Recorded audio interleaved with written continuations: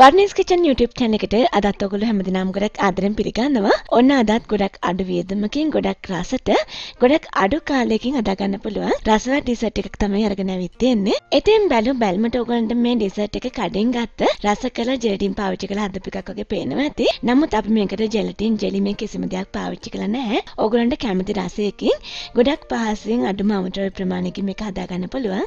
ඒ වගේම තමයි අපි කඩෙන් ගන්න ජෙලටින් පාවිච්චි කරලා හදන අතුරුපසකට වැඩිය මේක හරිම රසවත්. ඒ වගේම තමයි අපිට කැමති වර්ණයකින් කැමති රසකට මේක හදා ගන්න පුළුවන්. ඒ නිසා අපි දැන් බලමු මේ පහසු රසවත් පුඩින් එක කොහොමද හදන්නේ කියලා. ඉතින් ඔයා දිගට මේ වගේ අලුත් වැදගත් වීඩියෝස් නරඹන්න කැමති නම් මගේ YouTube channel එකට subscribe වෙන්න. ඒ වගේම මේ ළඟින්ම තියෙන පුංචි bell icon එක click කරොත් මේ වගේ වීඩියෝස් මිස් නොවී නරඹන්න පුළුවන් ඔයාට. මුලින්ම අපිට මේ අතුරුපස හදා ගන්න කිරිපිටි මේස් හැඳි දෙකක් අවශ්‍ය වෙනවා. මම එක මේ විදිහට ලොකු ජාර් එකක් දා ගන්නවා. ඒත් එකම සීනි මේස් හැඳි එකක් කිරියකට දා ගන්නවා. ඔයාලට පෙන්ඩස් වැඩියෙන් ඕන නම් සීනි වැඩියෙන් දා ගන්න පුළුවන්. මම දැන් මේ දෙකම මේ විදිහට හොඳින් මිශ්‍ර කර ගන්නවා. සුපුරුදු විදිහටම වීඩියෝ එකට අදාළ සම්පූර්ණ රෙසිපි එක වීඩියෝ එකට පල්ලෙහා තියෙන ඉන්ෆෝ බොක්ස් එකේ තියෙනවා. එතනින් ගිහින් රෙසිපි ගන්න ඕගොල්ලෝ. ඊළඟට මම මේ කිරිපිටි මිශ්‍රණයට කෝන් ෆ්ලවර් මේස් හැඳි දෙකක් එකතු කරනවා මේ විදිහට. දැන් මේ හැම දෙයක්ම මේ විදිහට හොඳින් මිශ්‍ර කර ගන්නවා. ඊළඟට මම මේකට වතුර කෝප්ප එකක් මිලිලීටර් 250ක් එකතු කරනවා මේ විදිහට. ඉතින් මෙතනදී විශේෂයෙන් සඳහන් කරන්න ඕනේ මම මේ පාවිච්චි කරන්නේ ඇල් වතුර. මොකද කෝන් ෆ්ලවර් වලට උණු වතුර පාවිච්චි කරන්න එපා. එතකොට ඒක දිය වෙන්නේ නැතුව යනවා. ඉතින් මෙතෙන්දී අපි පාවිච්චි කරන කිරිපිටි එක ඇල් වතුර දිය වෙන්නේ නැති එකක් නම් උණු වතුර මිලිලීටර් 250කට කිරි එක දිය කරගන්න. ඊළඟට ඇල් වතුර මිලිලීටර් 50කට කෝන් ෆ්ලවර් දිය කරගන්න. ඊළඟට දෙක එකතු කරගන්න. ඊළඟට මම මේ කිරියකට ජෑම් මේස් හැඳි එකක් එකතු කරනවා. මේ ඔරෙන්ජ් රසය තියෙන එකක්. ඉතින් මෙතෙන්දී ඔයගොල්ලන්ට කැමති ඕනම රසයක ජෑම් වර්ගයක් එකතු කරගන්න පුළුවන් මේ වෙලාවේදී. ඊළඟට මම ජෑම් එක කිරියකට හොඳින් මිශ්‍ර කරගන්නවා මේ විදිහට.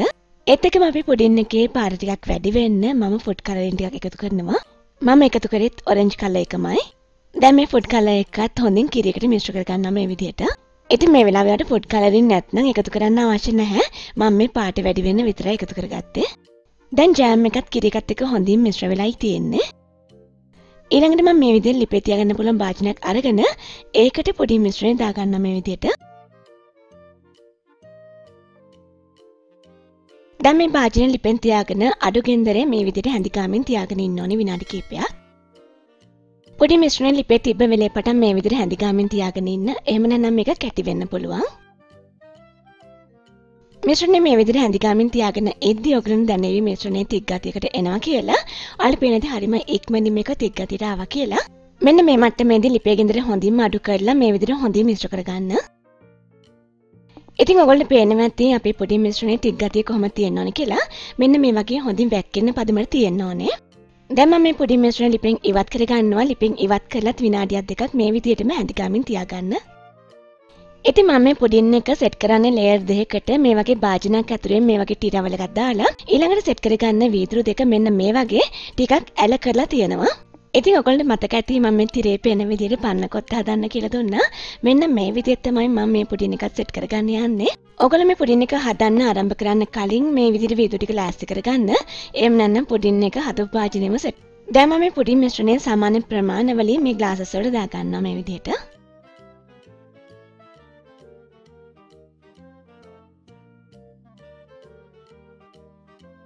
ඊළඟට මේ ග්ලාසස් කෙලින් කරන්නේ නැතුව ඇල කරලම මේ විදිහට හොඳින් මට්ටම් කරගන්න පුඩින් මිශ්‍රණය.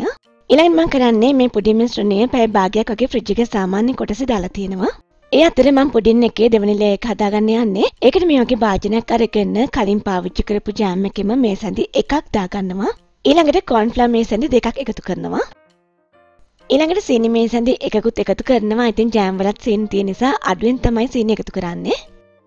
ඊළඟට මම මේකට ඇල් වතුර කෝප්ප එකක් ඒ කියන්නේ මිලිලීටර් 250ක් එකතු කරනවා.